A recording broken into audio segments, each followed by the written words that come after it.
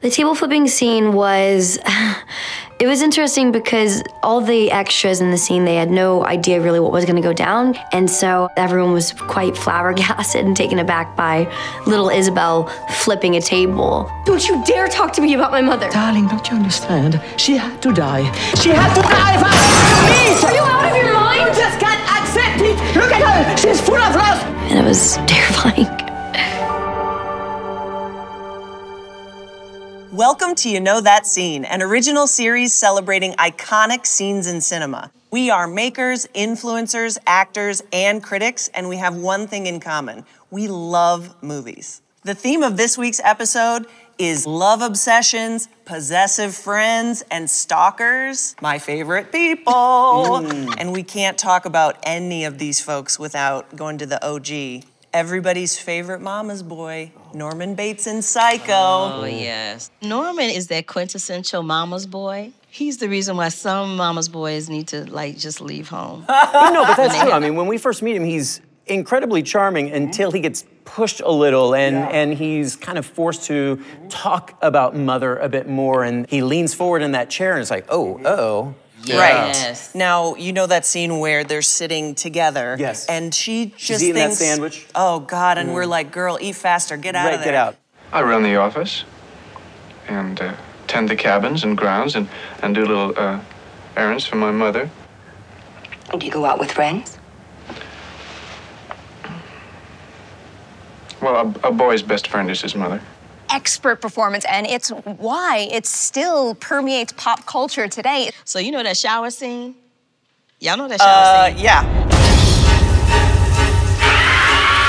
One of my favorite shots is when you see the water swirling down the drain, and then it just cuts to her pupils. And you're like, oh my God, this is artistic and I'm terrified. We're fascinated with Norman Bates because this is a man whose obsessive, compulsive love for his mother causes him to literally take on her personality. Which actually is a perfect segue into another little film called Phantom Thread. How dark and twisted is it when, you know that scene where he's fitting her, taking the measurements for the first time? You have no breasts. 22. Yes, I know. 32 and a half. You can drop your arm now. I'm sorry. No, you're perfect. My job to give you some. If I choose to.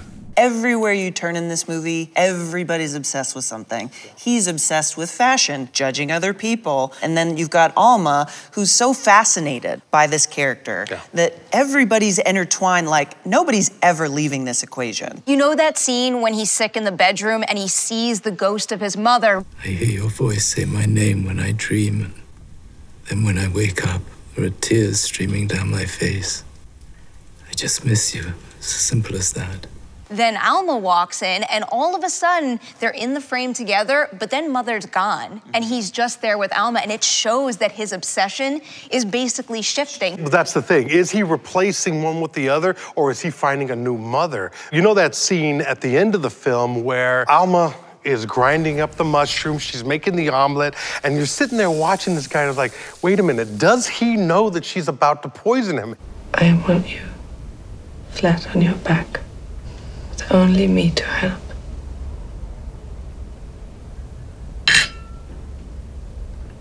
Kiss me, my girl, before I'm sick. And at that point, you realize this is a couple that deserve each other. He's willing to go through this death-like sickness in order to be mommied by her, and she can't wait to provide that mother role. This whole conversation about unusual relationships really makes me think about one of the most unusual relationships that I've seen on film in a long time, and that is the one of Christian Grey and the lady Anastasia in 50 Shades of Grey. I would like to bite that lip. I think I like that too.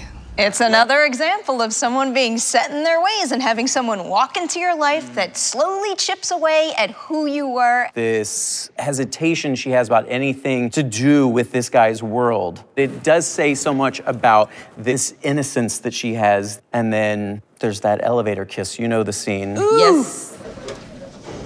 With the paperwork.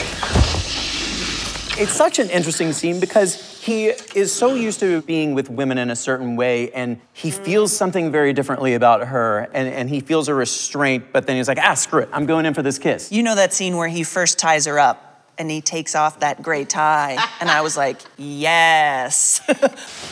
Tell me you understand. I won't move my arms. And then who shows up? His mother. Oops. Sorry, Mr. Gray. It's fine. I know how she can be. That's actually one of the better character moments because Anastasia, who is too young and innocent to know any better, that she should have some shame in that situation. But instead, like, she just walks out. Hi. Dear God. Mother, Anastasia Steele. Anna, meet my mother, Dr. Grace Trevelyan Gray. The coyness in her voice and the subtleties in her face while she's doing all this. Very nuanced performance, really. And lastly, let's talk about Greta.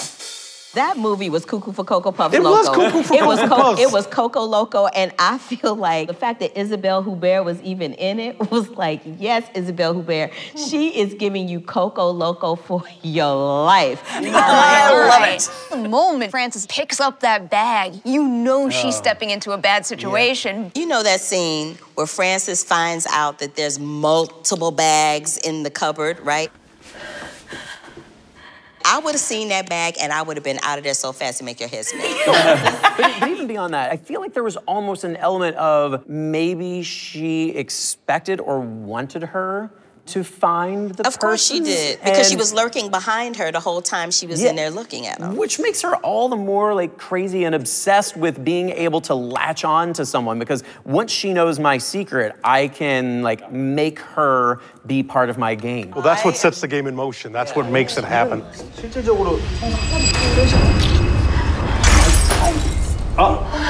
I'm so sorry. I'm very, very, very sorry.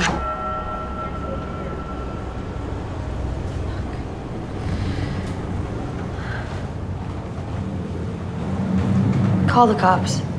I get chills. Like, that's so fantastic. And that's why this movie worked for me. You know that scene where Greta now is stalking this young girl who she wants as a daughter replacement? I deserve better. Oh my God. I'm so sorry. You can't do this to me. To us. Are you a child? No, you're the child. You need someone to love. You need a mother to hold you. You love someone and you're afraid to love. We both know it's true. Don't you dare talk to me about my mother. Darling, don't you understand? She had to die. She had to die for us to meet! Are you out of your mind? You just can't accept it! Look at her! She's full of loss, of grieving! She's gone, Frances! Just accept it! This is basically about people trying to fill voids in their lives and forcing another person to fit that mold. And sadly, in the case of Frances in that movie, that means that Greta is forcing her to fit inside her little box. Yeah, she's filling a void in a trunk in her closet.